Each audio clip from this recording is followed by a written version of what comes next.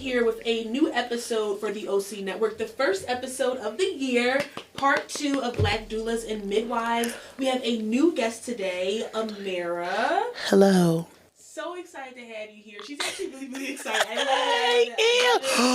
it. Yes, you see. This camera is great. Amirah's really immersed in the set, and I love that. But Amirah, tell us a little bit about you. We were talking before the show started. You have a lot of new projects coming on, but are you a practicing doula? Like, what's your background? Yes, so I am currently a community doula here in the city.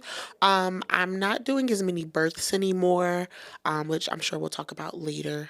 It's just a lot with work and just like other things that I'm doing. But I still take care of my postpartum mamas. Hey, y'all.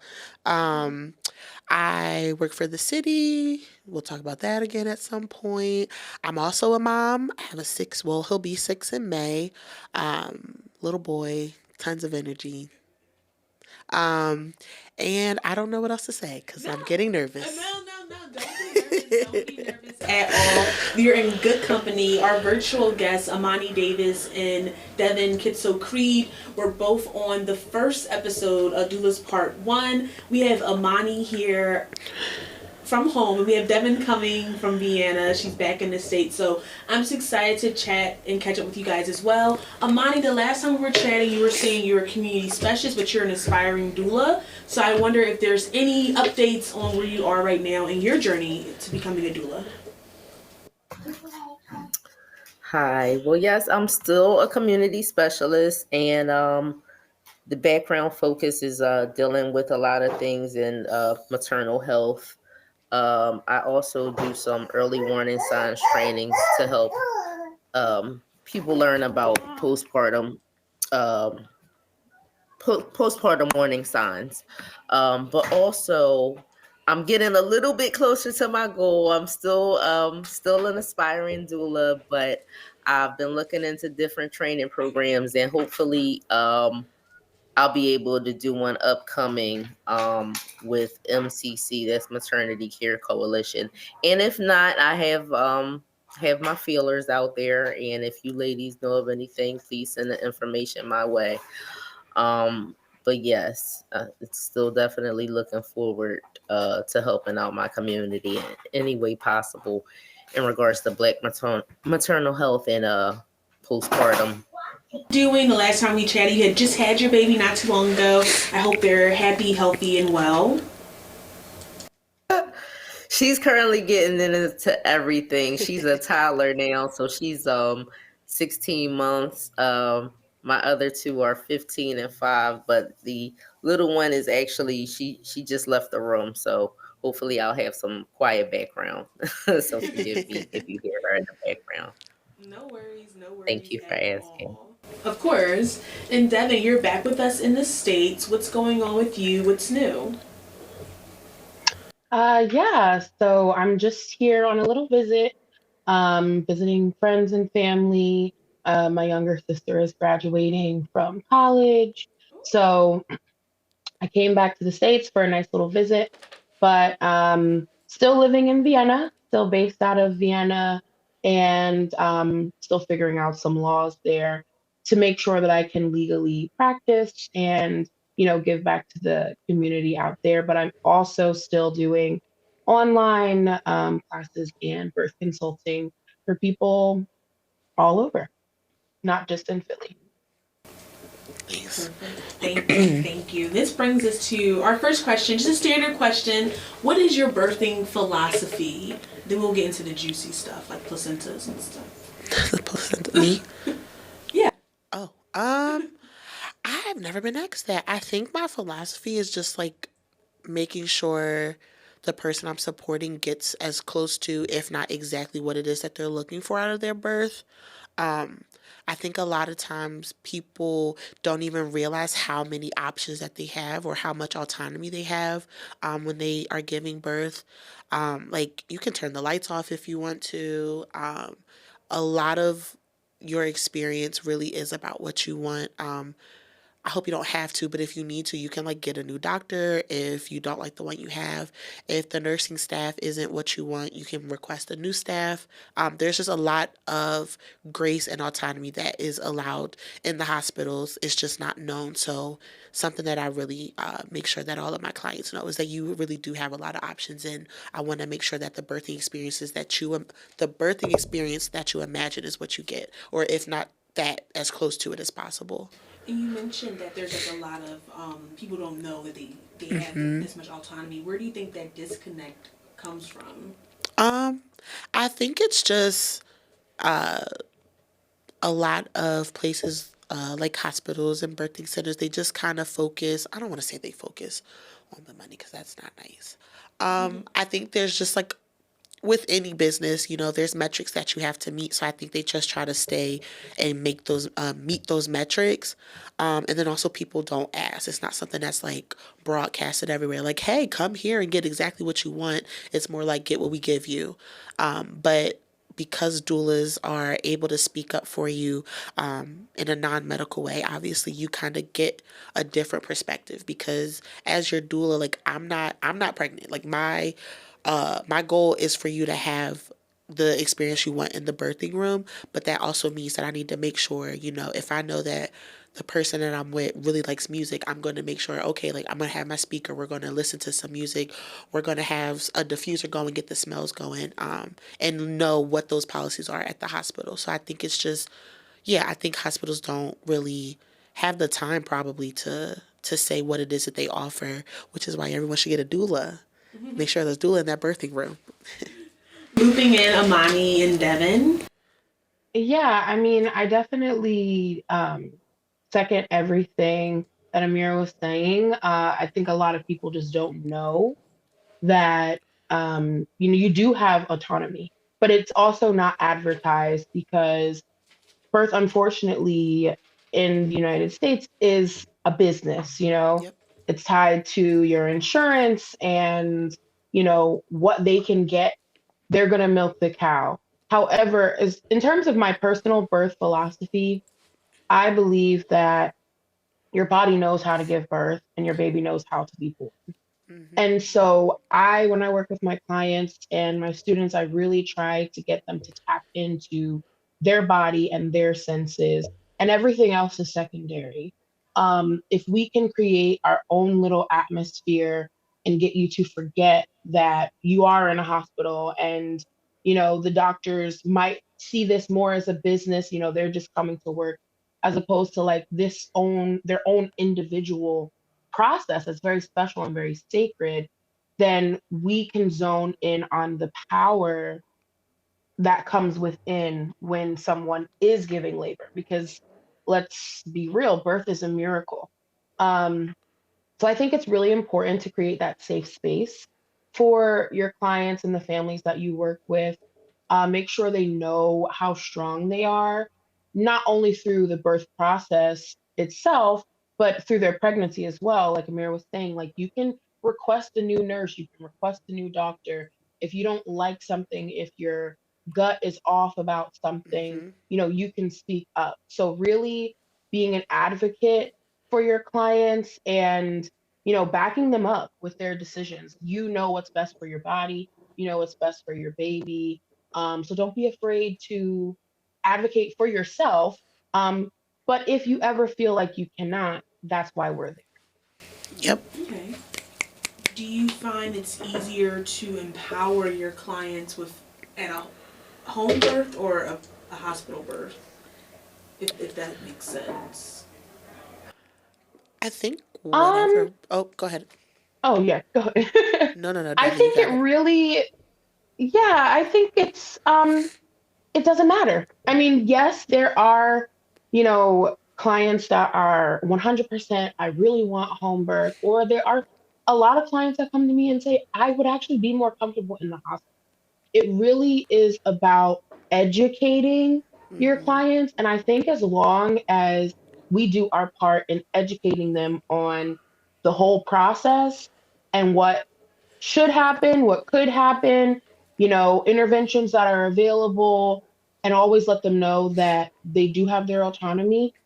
it doesn't matter if we're at home, in a birth center, in a hospital. I think that empowerment comes from the awareness that they have from getting the education and the knowledge that we've given them throughout their pregnancies. Okay. I feel like on the education tip, because we have two panelists that are actually working with the city through, like, I guess, a doula program, can you even speak to just how does someone become aware of the doula program? But for the people who are aspiring doulas, like, what resources are in the city for them to really tap into? Like, So, I work for the Department of Public Health. Hey, y'all. So I'm the community engagement specialist for the Community Doula Support Program. We are really, so our program actually has a focus on pregnant and birthing people in the city who have a history of substance use disorder. Because of what's going on in like Kensington and just a high opioid use that we're dealing with, but also how that impacts people who may not have used drugs and how that impacts their pregnancy. So our doulas what's the word? Have a specialty in that, but also support people in the city who have other stressors and obstacles in their pregnancy. We're currently just trying to make sure that we're at a lot of maternal health events, Black maternal health events. A quick plug: Black Maternal Health Week is next month. It is, someone correct me if I'm wrong, it's April 11th to the 17th, if I'm not mistaken. So this is a really great time all over. It's something that's national, to really see what resources are out there in your city for Black maternal health specifically. So we do a lot of community organizations, a lot of panels, and just trying to make sure we're always in the communities that we serve, because it is really important, like you said, to make sure people know what resources are out there.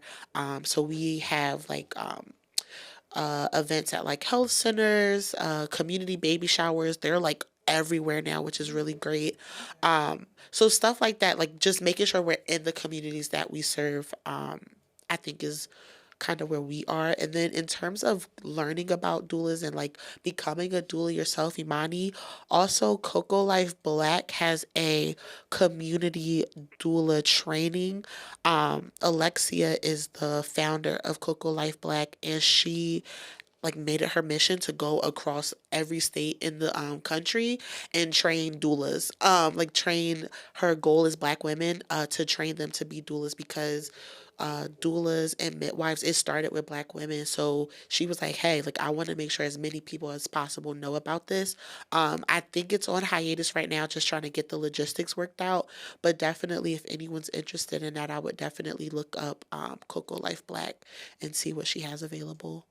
I feel like I asked so much about the education because I think for myself, I'm just curious on like, how do you like? Is it a standard like you go to college for it, or is it more just like workshop, community based? And if so, I'm curious, asking all three of you, what do you guys see for like doulahood in the next like 10, 15 years? Will it become just like a communal thing? You mentioned the community baby showers. In my mind, I'm like, oh my God, that's the community taking care of the community. Do you kind of see like how we have block captains? You have like a head doula of that's cool. Of the block. You know, like is that where is that too like hippie and abstract? But like, is that a possibility? Especially in the Black and brown spaces. I definitely think that's a possibility. I know for me, even getting into birth work, it came out of my own experience being pregnant and becoming a mom. I was very fortunate for my pregnancy and my birthing experience to be pretty decent. No complaints really. Um, the only complaint I have is that I did not realize that you labor and like the cramps. I was assuming like, on TV, it's like the closer you get to 10 centimeters, it's like the more intense. Off the rip, them things is just coming. That was the only thing. I was like, hold on, somebody lied to me. Like, it's, like obviously I get a period. yeah. Well, when you're cramping and stuff, that's your cervix dilating to 1 centimeter to let out the uterine lining. So think of like your worst period cramps. Being 12 centimeters? 10, up to 10, yeah. Think of that, and it's just like, Yeah, and then you got to push like a baby out, and then you have to push like on the contractions sometimes. Again, I was fortunate in that experience that like I only pushed for 5 minutes. My son was like, "All right, girl, I'll come out." Thank God. But yeah, that was like the only part where I was like, someone lied to me. It wasn't until like my postpartum where I was like really like, oh shoot, like I knew something was wrong. I didn't know what was wrong. I just knew. And I ended up calling my mom and I was like crying. And she was like, "Mira, call your doctor." And I was like, okay. She said, "Call your OB office and just let them know what's going on because the birthday person doesn't get an appointment until 6 weeks, but the baby gets an appointment like 3 days after." And I'm like, well, what about me? So I called and they had a therapist there. And that's when I learned about like postpartum depression. And I was just like, whoa, yeah. And I started looking up like ways to kind of help with postpartum outside of therapy. And I found doulas and I was like, what? Like, and doulas, we don't prevent postpartum depression. I'm not saying that at all. Therapy and consult a doctor. However, it is a lot of data out there that shows that doula support does help lower the I want to say the risk, but like the intensity of postpartum depression because it is just a lot like your body's changing, like literally a chemical change is happening in your body. If the baby cries, your nipple starts leaking. It's the wildest thing ever. You are cramping because your uterus is going back to the size, not the regular size because it never goes back down. Your brain is doing a thing. So there's a lot of different things that are going on that kind of impact you. So I was like, all right, I need help. And I found out what a doula was. And I just Googled, I ended up paying, I paid so much for my doula training. That was a private doula training.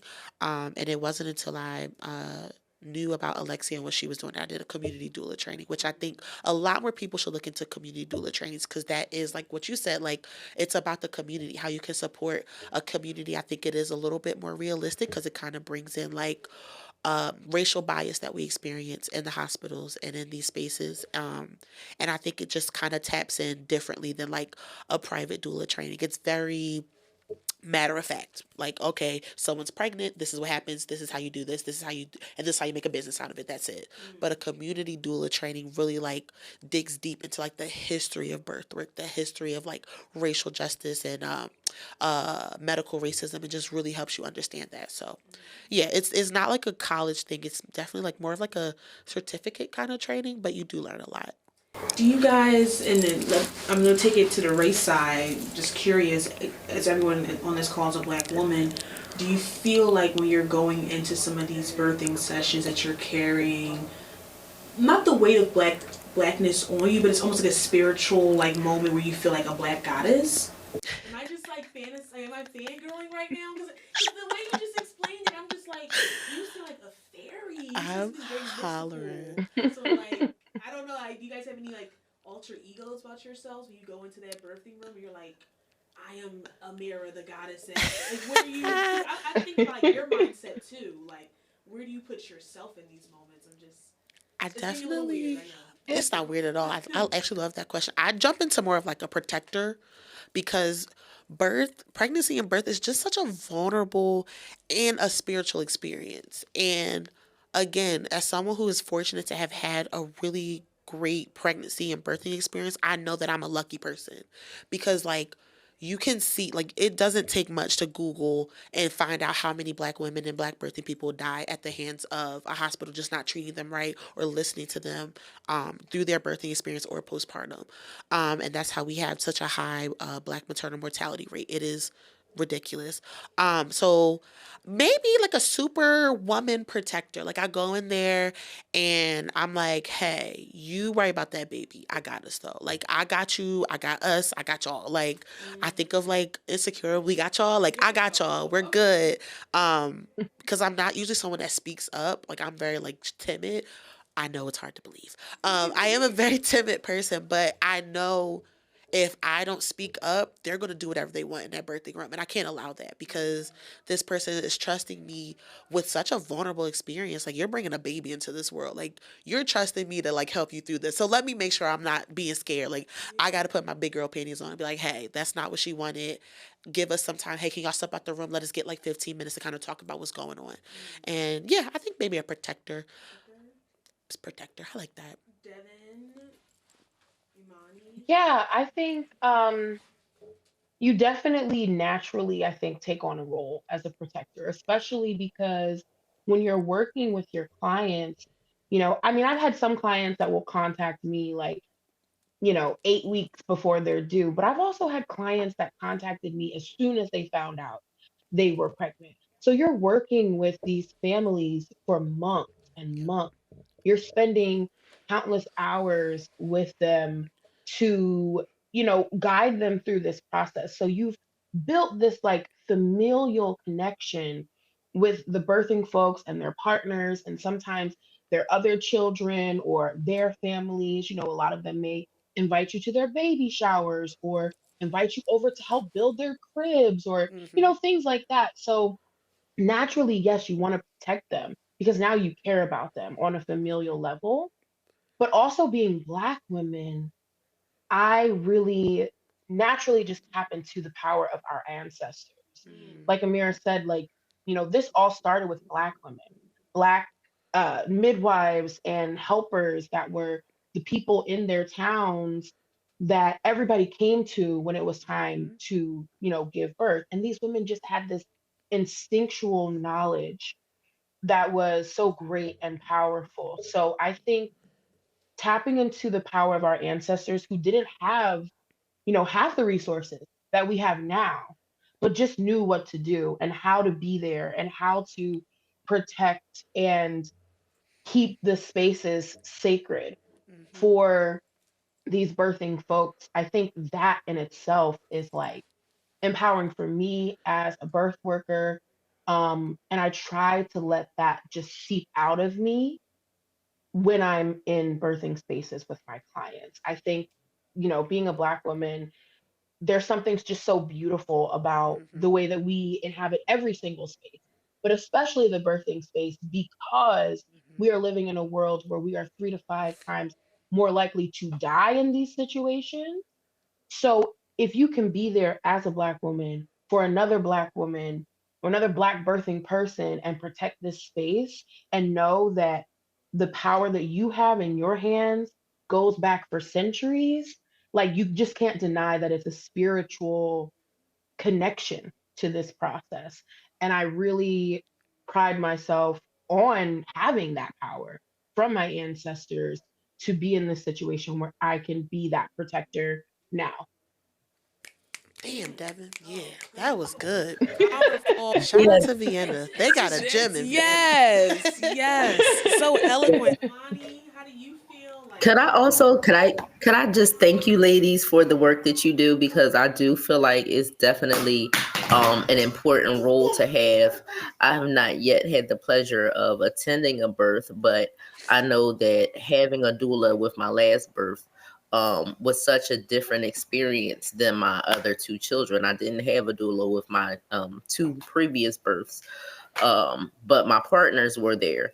But I can honestly say that having my doula there at the last one, I definitely did feel protected. I felt nurtured. I felt Mm-hmm. safe.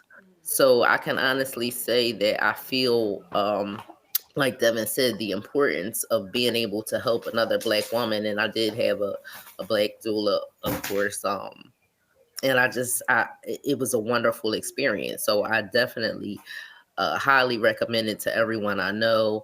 And as I've stated, I'm an aspiring doula myself, because I just feel like that role is so important, to be able to help another mother with that time is like a spiritual time, is almost unexplainable in words. It's like birth is just a supernatural experience. So Mm-hmm. whatever I would be able to do to help someone else would be so helpful. So thank you ladies also for the work that you do in helping others. Imani, do not sell yourself short, because Imani is out here on all these community advisory boards doing the work as well, girl. So just because you're not in the birth room does not mean you are not doing the work as well. So hats off to you as well, Imani. yes. For those who don't know, Imani and Amirah know each Thank you. other. Yeah, shout out to Imani as well. Let's get to some fun questions. So we talk about the business of being a doula, and we know like at the hospital, people can change their doctors. Do you guys have backup doulas? For if Yes. you're not available? Oh, okay. Mm-hmm. That's like just pretty standard, I think, across most birth workers, because we're still humans. We still have lives. Emergencies come up. It's rare that I've needed one, but I do have one just in case. I know with our program, all of our doulas also have backups, like they're each other's backups. Because again, emergencies come up. We're in a world of COVID. You never know what can happen. So just making sure that you do have someone that can back up that person. And they do come in and kind of like get to know the parent as well. It is ideal for them to get the doula that they started with. We don't usually have to use our backups, but there's been times where you need one. Cool. Okay, so I found this question online. I'm just curious of like, do you guys like make placenta encapsulations for folks? Is that even a real thing? Like, is this a dumb? I know placenta's real, but like, I made a face. I'm sorry, I know placenta's real. No. It's me. I made a face. Have you ever like, I guess, made a pill for someone to take? No.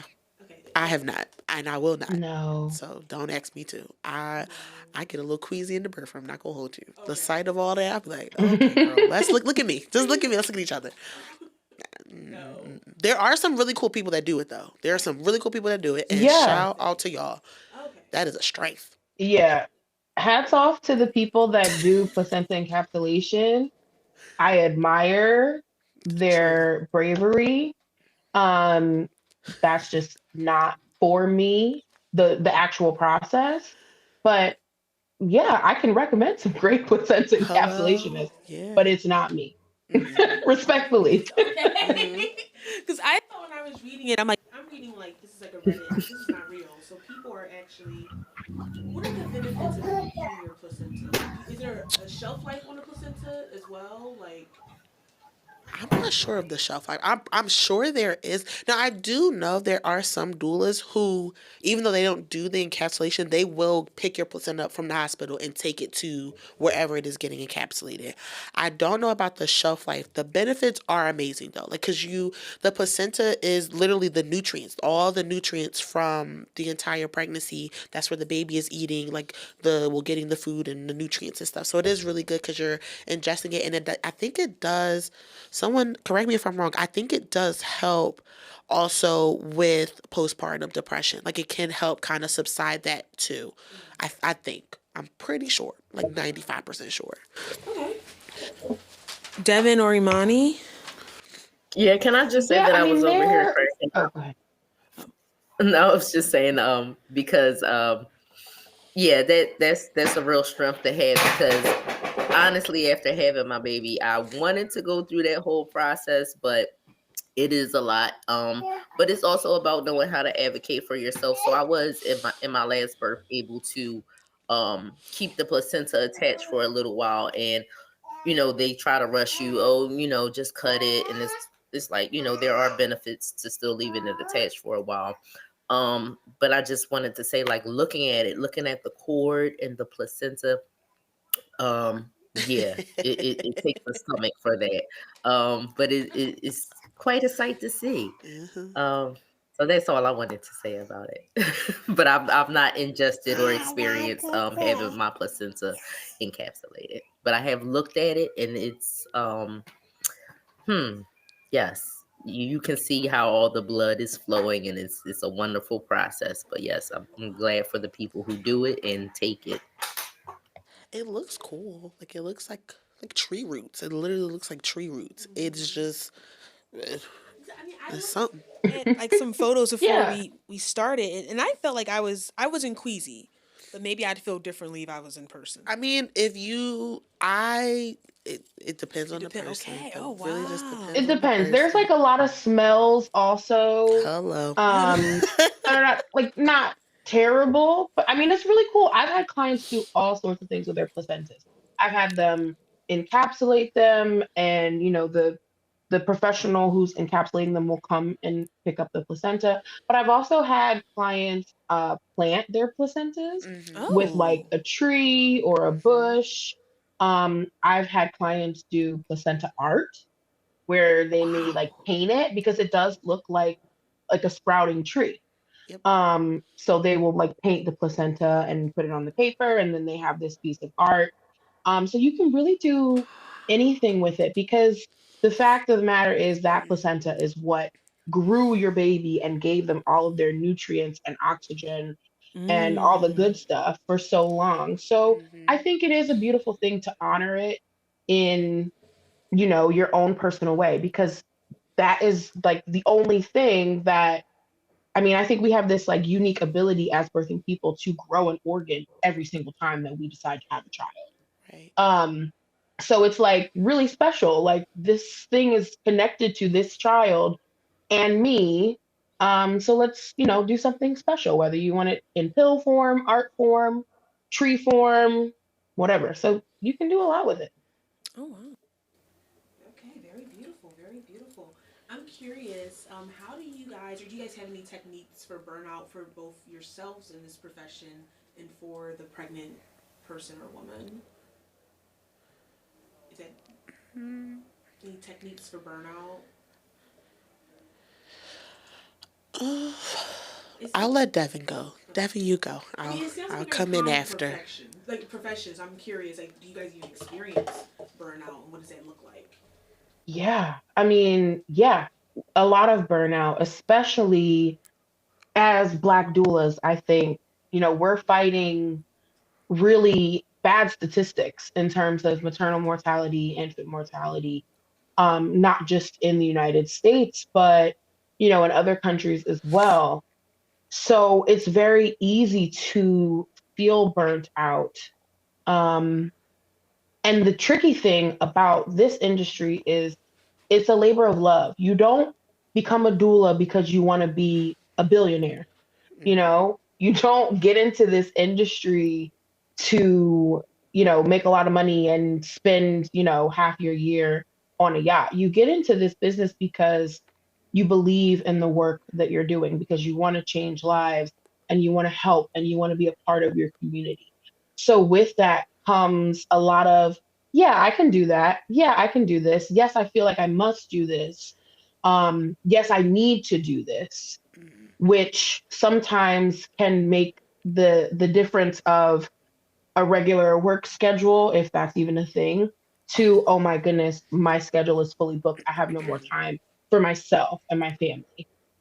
So I think it's really important to realize when you need to take a step back. I mean, you mentioned backup doulas. I've had to call a backup doula just because of burnout before. Mm-hmm. Um, I think also having mentors, doulas with more experience who have seen more things than you that could kind of guide you. A mentor of mine told me not too long ago, like, you can find ways to contribute to birth and to your community that's not always picking up a birth because you have Mm-hmm. free time. There are other ways that you can put into um, this industry and into this community without selling yourself short so that you don't have any more time. I think self-care is tremendously important. I think realizing when you need to say no, um, and keeping your community like right behind you. Like doing this on your own is just not possible. You need to have community to tap into, to lean on, and to lift you up when you need it. All of those are very important. Trusting yourself, trusting your gut, um, and yeah, listening to yourself. We are constantly telling our clients to listen to your body, Mm-hmm. and we need to do that too. So that's really important as well. Beautiful, Agreed. Agreed. I just want to also say it, like you said, Devin. Like it's okay to just like not take a birth.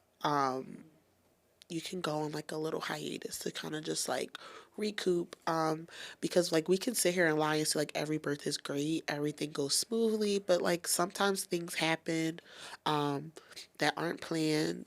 Sometimes you get doctors that are not the nicest, and you can feel that it's because you're black, because your client is black, and you get treated differently, and like that does kind of wear down on you. So like kind of taking a hiatus from a birth, but still giving into your community. I'm a firm believer in like birth work is not something that you're going to do forever. Like, it's something that you pass down. Like, it's something that you experience, you gain some wisdom, gain some education, and you share that and pass it on, because it is a lot. Like, it's just a lot on your body. Like Devon just said, you have to listen to your body. My body at my last birth was like, all right, girl, I think we're good for a little bit. And I was like, all right, cool. Because I'm also a mom. Like, my son, you know, he's older, he's in school now, so I have to kind of be present for him. And if I am constantly combating medical racism on top of all the other isms that I have to deal with on a daily basis, what am I pouring into him? You know, so just listening to your body, I think, is like the biggest thing. And taking a break if you need to. There's nothing wrong with it. Thank you, ladies. Thank you, ladies, so much. We have about 10 minutes left. I wanted to open the floor for you guys to ask each other questions and to plug information too. Devon, what made you move to Vienna? That has been on my mind since Onika said Vienna. Actually, it's really interesting. So I was living in Hungary and I was in midwifery school there, and then I was going to transfer to midwifery school in London. And um, honestly, burnout pivoted um, my whole decision to leave London tabled for now and to leave um, midwifery school tabled because, you know, in the UK, they're dealing with student midwives are working like 40 to 80 hours a week in the hospital, and you're not paid for that. Oh, wow. And speaking to, you know, friends and associates of mine who are current student midwives in the UK, they're like, not right now. Not right now. It's just too much. And so that was where I started to have this internal crisis of like, I really want to do this and want to become a midwife, but I just need a break right now. And that's when I was talking to my mentor and I was like, but I feel like if I don't take this opportunity, you know, what am I going to be able to do? What am I going to do right now in terms of birth work? And she told me like, it's okay to take a step back. There are other ways that you can pour into your community and give back in the form of birth work and, you know, keep the midwifery program tabled for now. So, like I said, I lived in Hungary. It was right next to Vienna. It was a really easy move for us. And there's a thriving Black community, a queer community. I'm also queer. So um, going there and just putting my roots in the ground there, I think was really important. And I really, really love it. It's a beautiful city. Um, the community is at the heart of the city. If you ever have the chance to visit, give me a call because we would love to have you. Yeah. That's amazing. Okay. Doula's visiting Doula. Hello. I'm about to come to Vienna. I don't know why I'm always surprised when someone's like, it's like a thriving Black community. I'm like, we over there too. We are international. International. Any more questions for the panel? I'm so sorry. No, you're fine. Going once, so going much twice. space. I'm not sure, Amirah, if you wanted to plug the event in April again for the State Public Department. State Public Department. Oh, Black Maternal Health Week. I have my own personal event that I would like to plug. This is my moment. I'm doing this thing where I'm doing it scared. So, Something Sweet is something that I just started. It originally, FKA, formerly known as Black Maternal Sunshine, it kind of started out of, so being in like a birth working space, the main thing you hear about all the time, especially with Black maternal health, is the maternal mortality rate. The Black maternal mortality rate, it is one of the most depressing things I've ever had to sit through, because you basically just hear about all of these preventable deaths. Like, all of these Black women who died either because someone didn't listen to them or someone neglected them or just something preventable. So I started this space just to kind of uplift the joys of pregnancy and birth. But then I also realized, you know, pregnancy and birth is not just for women, and I don't want to gender this experience. So I was like, oh, okay, let me make this something sweet, because the kind of like framing of this is no matter where you are in your birthing journey, it should always be, or parenting journey, it should always be something sweet. Like, because you know, like once you eat, it's like, I want something sweet. Like, you know, because even through like the toughest days of being a parent or dealing with this or being on this journey, I'm always like, okay, there is something sweet in this, whether it be seeing my son go to kindergarten or seeing him grow up or all of these things. But with that being said, on April 16th at the Winfield Library on Overbrook Avenue, I am having a panel discussion called Black Mothers Are Not a Monolith. It is from 5 to 6:30. So you can follow me on Instagram, go to the link in the bio, and you get a little ticket there. And I'm really excited because I got some great people on the panel. One of them is a doula that I work with. Amani, you know her, Alina, Doula the Wise Way. Shout out to her. Hey, girl.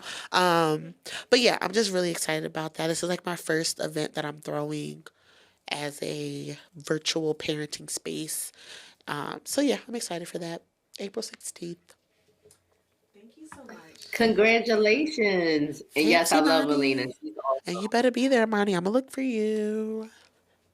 If I can't, is there a virtual option? Because I You know would what? love I to. think I should. I think I am. I'll figure out a way to make it virtual too. Thank you. Yes, I will figure that out. Thank you. All right. Okay, thank you so much. So much for coming out virtually and in person on this beautiful Saturday. I can't wait to continue the conversation sometime in the future. I just want to say thank you, for just the wisdom and the inspiration for a lot of us curious minds out there. Thank you. Thank you for having us. This was great. Thank you for having us. Thank you for joining me, and we'll see Thank you so much. Oh, baby, bye. Cutie.